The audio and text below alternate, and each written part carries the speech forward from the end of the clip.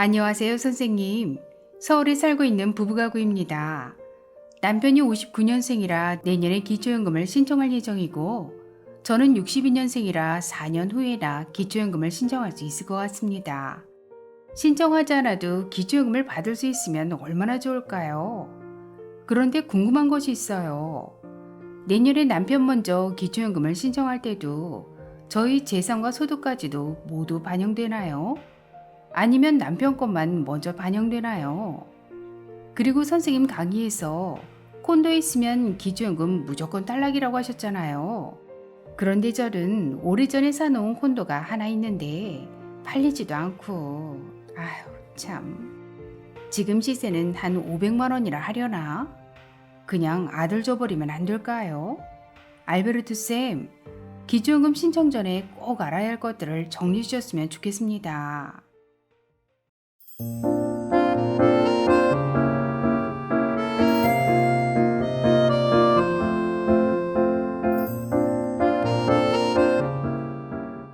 안녕하셨습니까? 행복한 인생의 이마 알베르토입니다. 기초연금 신청을 앞둔 어르신들께서는 이것저것 궁금하신 것들이 많으실 텐데요. 오늘은 남들 다 받는 기초연금을 받기 위해 반드시 통과해야 할 6가지 관문을 아주 쉽게 설명해 드리겠습니다. 기초연금을 받기 위해 반드시 통과해야 할 첫 번째 관문은 기초연금 자격 기준입니다. 2023년 현재 기초연금의 자격 기준은 대한민국 국적을 가지고 국내에 거주하시는 만 65세 이상인 분입니다. 자격 기준을 좀 더 자세히 설명드리면 대한민국 국적이 있으면서 다른 나라의 영주권, 시민권을 취득한 복수 국적자라고 하더라도 주민등록이 되어 있고 실제로 국내에 거주하는 복수 국적자에 대해서는 기초연금 신청 자격을 부여하고 있습니다. 참고로 해외 체류 기간이 60일 이상이면 60일을 초과한 달의 다음 달부터 기초연금 지급이 중단되는데요. 여기서 60일이란 1년간의 해외 체류 기간 합계가 아닌 연속해서 60일 이상이라는 뜻입니다. 따라서 59일씩 여러 번 해외에 체류하시는 것은 문제가 되지 않습니다.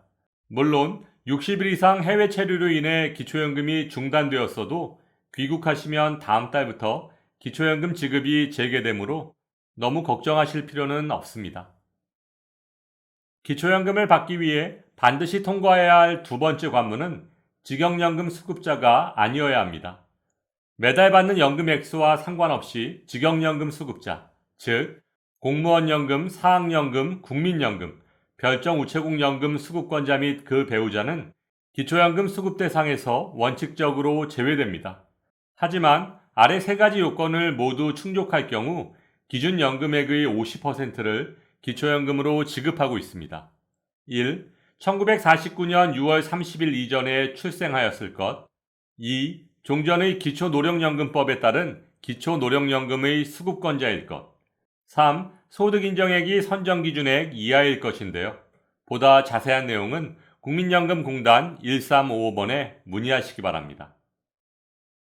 기초연금을 받기 위해 반드시 통과해야 할 세 번째 관문은 기초생활수급자가 아니어야 합니다. 물론 기초생활수급자라고 해서 무조건 기초연금을 받지 못하는 것은 아니지만 기초생활수급자의 소득인정액 산정 시 기초연금을 받으면 기본공제 없이 100% 소득인정액에 반영됩니다. 따라서 기초연금을 받은 만큼 생계급여에서 감액되고 소득인정액이 높아지면 의료급여와 다른 복지 혜택까지 탈락할 수 있으므로 기초생활수급자 어르신들께서는 기초연금 신청 전 주민센터 담당자에게 본인의 소득인정액을 반드시 확인해 보시기 바랍니다. 기초연금을 받기 위해 반드시 통과해야 할 네 번째 관문은 고급 자동차, 고급 회원권이 없어야 합니다. 소득과 재산이 전혀 없어도 배기량 3000cc 이상, 차량가액 4천만 원 이상, 2가지 조건 중 어느 한 가지라도 해당된다면 기초연금 무조건 탈락입니다. 좀 더 자세히 설명드리면 전기차의 경우는 배기량이 없으므로 차량가액만으로 고급 자동차 여부를 판단하고 전기차 보조금은 차량가액에 포함됩니다. 또한 취등록세는 포함되지 않는다는 점 꼭 기억하시기 바랍니다. 그리고 자녀의 보험료 절감을 위해 자동차를 공동으로 소유하시는 분들이 많으신데요. 부모의 지분이 단 1%라도 있다면 자동차 차량가액 100% 모두가 부모의 일반 재산에 포함되기 때문에 기초연금에 매우 불리합니다. 또한 콘도, 골프, 승마, 요트 등 고급 회원권을 소유하고 있어도 고급 자동차와 마찬가지로 기초연금에 무조건 탈락하므로 기초연금 신청 전에 반드시 처분하시길 바라고, 만일 오늘 의뢰인 부부와 같이 처분이 어려우시다면 자녀에게 증여를 해서라도 최대한 빨리 없애야 유리합니다. 기초연금을 받기 위해 반드시 통과해야 할 5번째 관문은 소득 인정액이 연금 기준액 이하여야 합니다. 신청인의 소득과 재산, 그리고 부채까지 모두 반영한 소득 인정액이 2023년 기준 단독가구 202만 원, 부부가구 323만 2천 원 이하면 단독가구 32만 3,180원, 부부가구는 51만 7,080원까지 받으실 수 있고, 여기서 얘기하는 소득 인정액은 소득평가액에 재산의 소득 환산액을 더하면 구할 수 있습니다. 쉽게 말해 소득은 평가하고 재산은 소득으로 환산해서 더하겠다는 얘기인데요. 먼저 소득평가액을 설명드리면, 신청인의 소득을 모두 더하는 것이 아니라 사업소득의 경우 업종별 필요경비를 공제하고, 근로소득의 경우 기본공제 108만 원에 추가공제 30%까지 차감하고, 이자소득의 경우는 월 4만 원의 기본공제가 있습니다. 또한 임대소득은 점포 41.5%, 주택 42.6%의 필요경비를 공제받으실 수 있습니다. 단, 국민연금을 포함한 모든 연금소득은 기본공제 없이 100% 소득평가액에 반영되므로 기초연금에 가장 불리하다는 점 꼭 기억하시기 바랍니다. 또한 재산의 소득 환산액은 일반 재산의 경우 부동산의 시가표준액, 즉 전년도 공시가 기준이고, 자동차 분양권 등의 모든 일반 재산을 더한 후 지역별 기본공제를 대도시 기준 1억 3,500만 원, 중소도시 8,500만 원까지 공제받으실 수 있으므로 기초연금에 유리합니다. 하지만 금융재산은 기본공제가 2천만 원뿐이고, 금융재산에서 나오는 이자 배당소득까지 소득에 포함되므로 일반 재산에 비해 매우 불리합니다.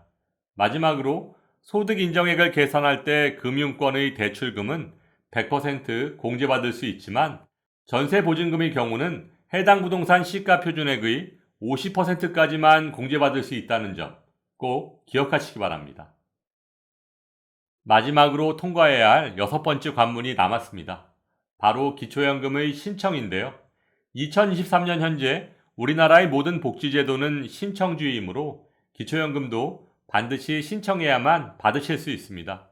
좀 더 자세히 설명드리면, 만 65세 생일이 속한 달의 전달 1일부터 기초연금 신청이 가능하며, 늦어도 만 65세 생일이 속한 달까지는 기초연금을 신청하셔야 추후에라도 손해보지 않고 소급해서 모두 받으실 수 있습니다.